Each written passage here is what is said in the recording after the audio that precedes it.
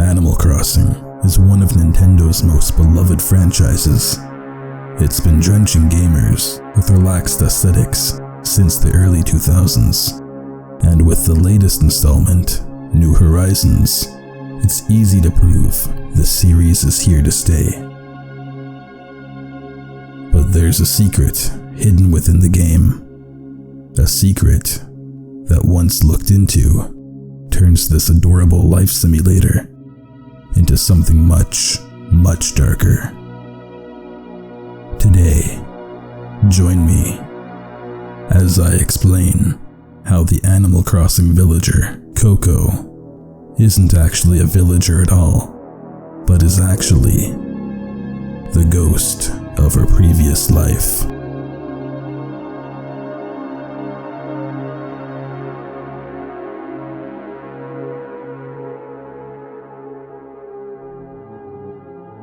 If you've ever played Animal Crossing, and you're anything like me, you're probably picky about who obtains authorization to move into your town.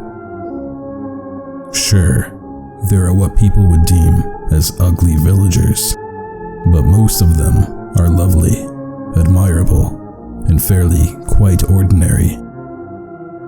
But there's a rare chance you might just get a visit from an unexpected villager, one that mysteriously sticks out from the rest. Meet Coco. Coco is no ordinary villager. Although her ears resemble that of a rabbit, her head is actually hollowed out, projecting a dark, expressionless face. At first glance, most would assume her name is inspired from a coconut. But that's where most people are wrong. I'm assuming you're probably familiar with these things. If not, they are known as gyroids and serve as a musical addition to your home by casually singing, speaking, and/or making noises when interacted with. However, these gyroids are actually based on real-life artifacts from Japanese culture. These figures, called Haniwa, were commonly used in funeral rituals over 1400 years ago. Once crafted, they would be set upon the mound of a grave burial so that the spirit of the deceased would have a vessel to move into.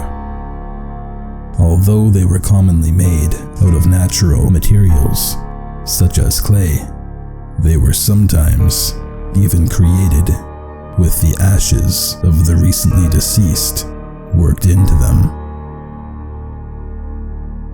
But you're probably asking yourself, what does this have to do with Coco? Well, if you take a good look at Coco, you will notice that she shares a strong resemblance with the gyroids. And much like the Haniwa statues, with human ashes worked into them, Coco also bears the imperfections which are spotted easily upon her skin. If you think it sounds crazy for Nintendo to create a character made out of villagers' cremated remains, it doesn't even stop here. If you take a good look at Coco's home in New Leaf, you will notice its tranquil theme. But don't be fooled, as her home is actually a crematorium. Specifically, an open-air crematorium used in classical Japanese history. The two bonfires serve as their expected purpose, with the clay pots used as urns to store the ashes, all while the gyroids, or Haniwa, are arranged as an ode for the deceased.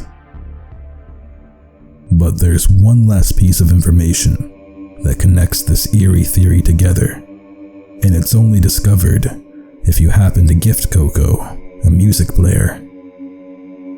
If this event happens, she will happily plant it in her home and play her favorite song, KK Durge, with a dirge being a haunting musical piece composed for the dead, typically expressing great sorrow, mourning, or grief.